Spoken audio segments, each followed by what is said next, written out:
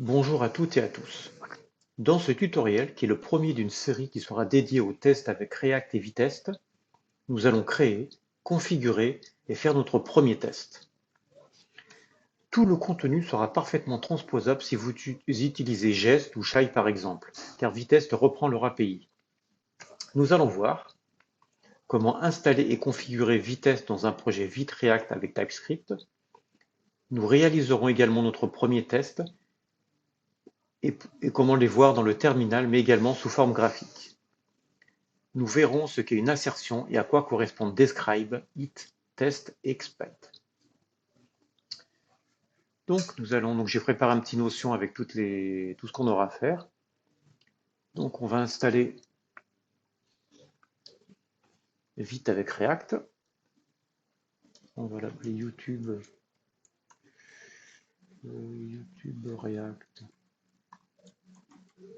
Vitest. CD YouTube Vitest React. On ouvre VS Code. Pardon, petite typo.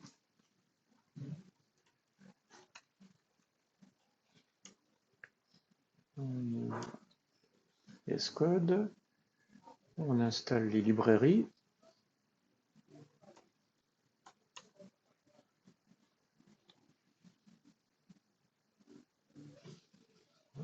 Quand ça c'est fait, ça, on va fermer le terminal, on n'en a plus besoin. Ensuite, on va installer Vitest.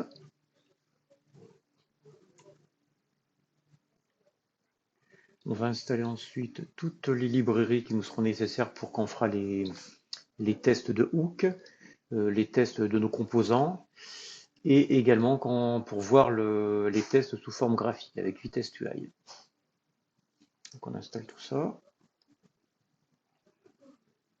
Ensuite, on va configurer nos types de manière globale. Ça nous évitera d'avoir à chaque fois à faire les imports pour tout ce qui est except, it, etc.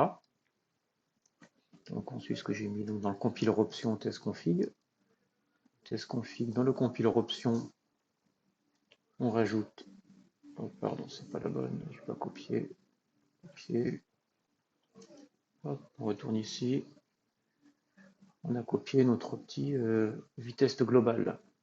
Ensuite, on rajoute dans le package JSON tout ce qui va nous permettre de lancer nos tests.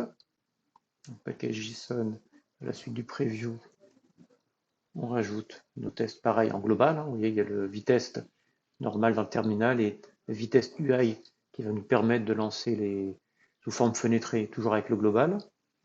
On va modifier le vite config JSON, qui dans notre cas est un vite config TS, pour pouvoir utiliser plus tard l'environnement GSDOM. Vite config, on va carrément tout remplacer. On enregistre. Et là, on a fait le tour de tout ce qu'on avait besoin. On va relancer, recharger notre fenêtre pour être sûr que tout est bon. On va créer un dossier pour que ce soit bien structuré pour nos tests.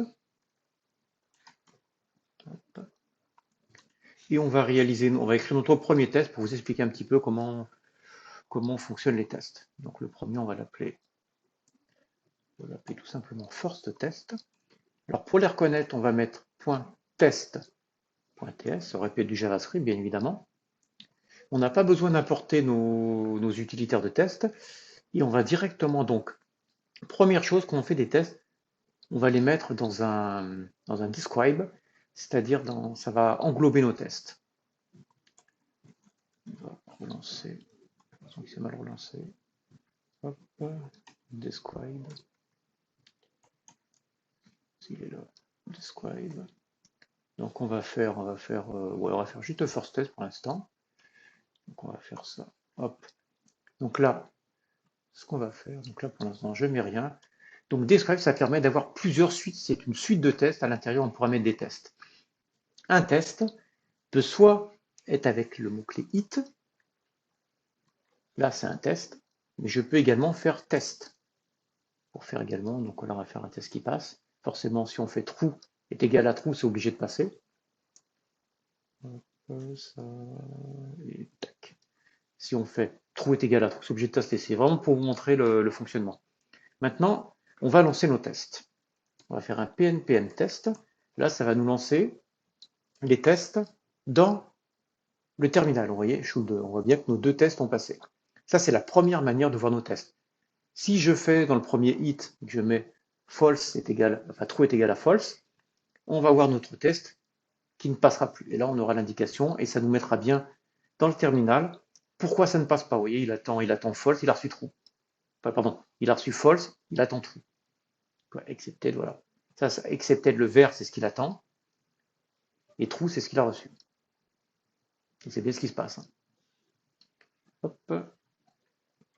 Donc on va refaire. On est bon. Et vous voyez que test et hit fonctionnent de la même manière. Ensuite, on va lancer de manière fenêtrée. pnpm test UI. C'est ce qu'on a rentré dans le package JSON, si vous vous souvenez. Ici, on a bien mis ça, test UI. Donc, on le lance dans le terminal. Hop, et vous voyez là, il nous a créé directement de manière fenêtrée. Alors, ça peut être pas mal aussi, ça dépend des utilisations, les deux. Et donc là, on a nos tests, on voit bien qu'il y a nos deux tests. Si j'en fais échouer un, on va échouer le deuxième par exemple, on va le mettre qu'il est égal à false. Hop, vous voyez ici, ça a échoué. Vous voyez, dès qu'on modifie le test, automatiquement, il y a un watch, ce qu'on appelle un watch, c'est-à-dire vraiment, il observe en même temps ce qui se passe. Et ici, vous voyez bien que le premier, il est passé, il est bon, mais le deuxième n'a pas passé. Par contre, si je fais, on va faire true, et le deuxième, voilà, le premier, on va le faire échouer. Hop, et dans ces cas-là, vous voyez, il y a bien nos tests. Et de la même manière. Ce qu'il y a de pas mal, donc on a ça, on a un module de test, bon là il n'y a rien parce qu'il y a juste un test. On peut voir notre code, qu'on peut modifier ici aussi. Voilà, et vous voyez, ça a modifié exactement, on l'a modifié directement ici. Et on peut afficher quelque chose si on avait de la console. Si ici on fait une console, dans le deuxième, on va mettre un console log test et qu'on relance, hop, vous voyez que ici ça fait en même temps la console. Donc si on avait quelque chose dans la console, on le verrait exactement ici. Donc c'est pas mal au niveau, ce qu'ils ont fait, c'est vraiment pas mal. C'est vraiment pas mal. Donc, dans cette première vidéo, on a vu comment installer et configurer Jest avec React vite. On a vu notre premier test. Ça nous permettra dans les prochaines vidéos de voir en détail tout le fonctionnement de Expect, donc toute cette API qui est assez complète. Et plus tard, on verra également comment tester nos hooks et comment tester des composants de manière graphique. Voilà, je vous remercie d'avoir suivi cette vidéo. N'hésitez pas à mettre un petit commentaire, à liker ou à vous abonner. À bientôt.